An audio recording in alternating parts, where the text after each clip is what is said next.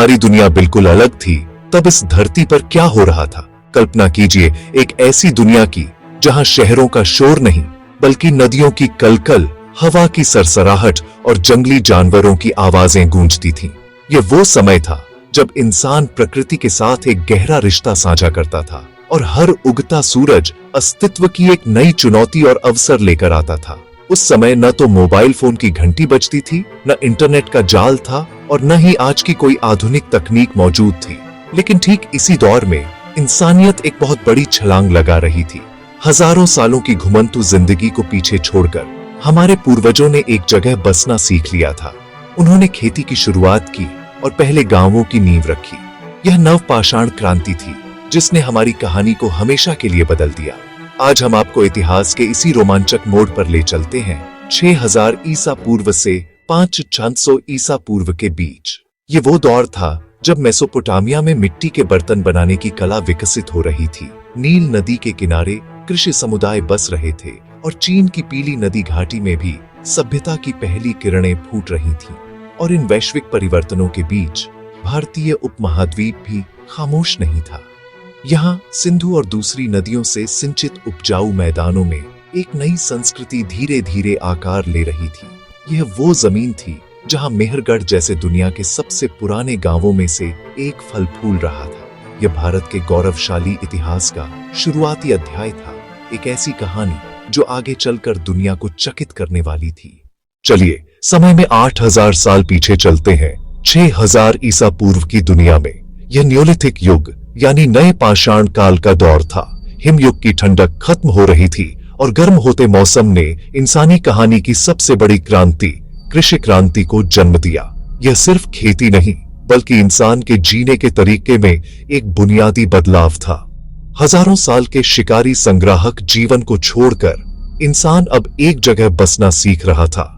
ये एक धीमी प्रक्रिया थी जिसमें गेहूं और जौ जैसे अनाजों को उगाना और भेड़ बकरियों को पालतू बनाना शामिल था। अब भोजन की तलाश में भटकने की जरूरत कम हो गई क्योंकि भोजन अब उनके दरवाजे पर ही उग रहा था। इस बदलाव का एक प्रमुख केंद्र था मेसोपोटामिया। टिग्रिस और यूफ्रेटिस नदियों के बीच की यह उपजाऊ जमीन, जिसे फर्टाइल क्रिसेंट कहते हैं, सभ्यता का पालना बनी। यहाँ के लोगों ने सिंचाई के लिए नहरें बनाना सीख लिया जिससे जरूरत से ज्यादा अनाज पैदा हुआ। इसी खाद्य अधिशेष ने भविष्य के शहरों की नींव रखी। वहीं अफ्रीका में मिस्र की जीवन रेखा नील नदी के किनारे एक और कहानी आकार ले रही थी। हर साल आने वाली बाढ़ अपने साथ उपजाऊ मिट्टी लाती जिसने इस रेगिस्तानी इलाके को हरा भरा बना दिया। यहाँ के किसान इसी जमीन पर गेहूं और जौ उगा रहे थे और मिट्टी की ईंटों के गांव बसा रहे थे। पूर्व में चीन की यांगत्जी और येलो रिवर घाटियों में एक अलग कृषि क्रांति चल रही थी। यहाँ के लोग दुनिया के सबसे महत्वपूर्ण अनाज, चावल को उगाना सीख रहे थे। साथ ही वे अनाज और पानी स्टोर करने के लिए मिट्टी के बर्तन बना रहे थे जो उनकी तकनीकी कुशलता का प्रमाण था। और यूरोप में यहाँ कृषि मध्य पूर्व से धीरे धीरे फैल रही थी। घने जंगलों को साफ करने के लिए पॉलिश की हुई पत्थर की कुल्हाड़ियों का इस्तेमाल हो रहा था। यहाँ के किसान समुदाय लकड़ी के बड़े बड़े लॉन्ग हाउस बना रहे थे जिनमें कई परिवार एक साथ रहते थे। यह यूरोप के भविष्य की नींव रख रहा था। तो 6000 ईसा पूर्व में दुनिया एक बड़े बदलाव के मुहाने पर खड़ी थी। मेसोपोटामिया से लेकर मिस्र और चीन तक कृषि की चिंगारी नई संभावनाओं को हवा दे रही थी। लेकिन इस वैश्विक पटल पर एक और प्राचीन भूमि अपनी अनूठी कहानी लिखने की तैयारी कर रही थी। इस ग्लोबल बदलाव के साथ साथ भारतीय उपमहाद्वीप भी एक असाधारण सांस्कृतिक जागरण की ओर बढ़ रहा था। चलिए समय में 8000 साल पीछे चलते हैं, 6000 ईसा पूर्व के दौर में।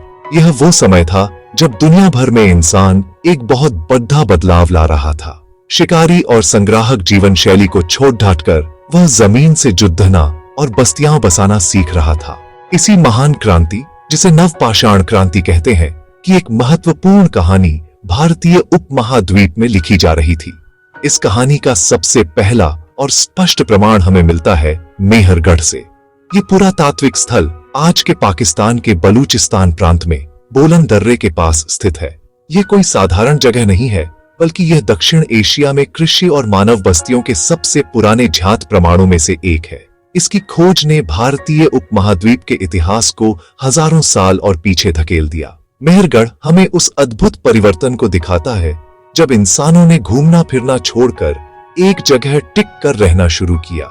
यह सिर्फ एक जीवन शैली का बदलाव नहीं था, यह एक नई सोच का जन्म था जिसने भविष्य की महान सभ्यताओं की नींव रखी। यहाँ के शुरुआती निवासियों ने प्रकृति के रहस्यों को समझना शुरू कर दिया था। उन्होंने गेहूं और जौ जैसी फसलों की योजनाबद्ध तरीके से खेती शुरू की, जिससे भोजन की एक स्थिर आपूर्ति सुनिश्चित हुई। इतना ही नहीं, मेहरगढ़ दुनिया की उन पहली जगहों में से एक है जहां कपास उगाने के शुरुआती सबूत मिले हैं। खेती के साथ साथ उन्होंने पशुपालन की कला में भी महारत हासिल की। गाय, भेड़ और बकरियों को पालतू बनाया गया, जो न केवल मांस बल्कि दूध, ऊन और चमड़े का भी एक विश्वसनीय स्रोत बन गए। यह शिकार की अनिश्चितता से एक बहुत बड़ा कदम था। जब भोजन और संसाधन सुरक्षित हो गए तो स्थायी घर बनाने का विचार साकार हुआ। मेहरगढ़ के लोग मिट्टी की ईंटों से बने आयताकार घरों में रहते थे, जिनमें अक्सर कई कमरे और अनाज रखने के लिए भंडार घर भी होते थे। यह सामुदायिक योजना और एक संगठित समाज का स्पष्ट संकेत है। इसी दौर में एक और महत्वपूर्ण तकनीक विकसित हुई, मिट्टी के बर्तन बनाना। हाथ से बने ये शुरुआती बर्तन अनाज और पानी को संग्रहित करने और भोजन पकाने के लिए जरूरी थे। यह एक ऐसी तकनीक थी जिसने जीवन को और आसान बना दिया। इस तरह मेहरगढ़ में भारतीय उपमहाद्वीप के पहले स्थायी गांवों ने आकार लिया। यह सिर्फ ईंट और गाड़े की बसावट नहीं थी, बल्कि यह सामाजिक संरचना, व्यापार और संस्कृति के विकास का प्रारंभिक केंद्र था, जिसने आगे चलकर भव्य सिंधु घाटी सभ्यता के लिए एक मजबूत आधार तैयार किया। इस समय के लोगों का जीवन केवल कृषि तक सीमित नहीं था। हमें इस समय की खुदाई में मूर्तियां भी मिली हैं, खासकर महिला मूर्तियां, जो शायद मातृ देवी की पूजा का संकेत है। इसका मतलब है कि धार्मिक सोच भी विकसित हो रही थी। कुछ विद्वान मानते हैं कि यही धार्मिक धारणाएं आगे चलकर सिंधु घाटी सभ्यता और फिर हिंदू धर्म की जड़ों में शामिल हुईं। 6000 से 5500 ईसा पूर्व के बीच लोग अब पक्के मकान बनाने लगे थे। बर्तन बनाना एक कला बन चुकी थी। लाल मिट्टी के बर्तनों पर डिजाइन भी मिलते हैं। पत्थर से बने औजार और चाकू आज भी खुदाई में मिलते हैं। यह सब दर्शाता है कि इंसान अब केवल जीवित रहने के लिए नहीं, बल्कि रचनात्मकता और समाज निर्माण की दिशा में बढ़ रहा था।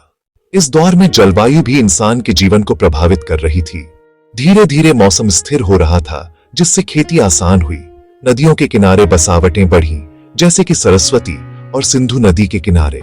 यही नदियां आने वाले हजारों सालों में भारतीय सभ्यता की रीढ़ बनने वाली थीं।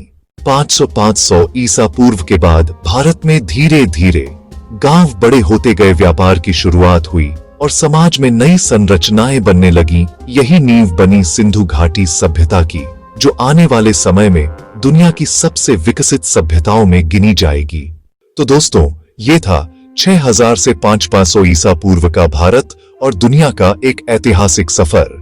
अगर आपको प्राचीन इतिहास में दिलचस्पी है तो चैनल को सब्सक्राइब कीजिए और वीडियो को लाइक और शेयर करना न भूलें। मिलते हैं अगले एपिसोड में, जहां हम जानेंगे 500 से 5000 ईसा पूर्व तक क्या हुआ। धन्यवाद।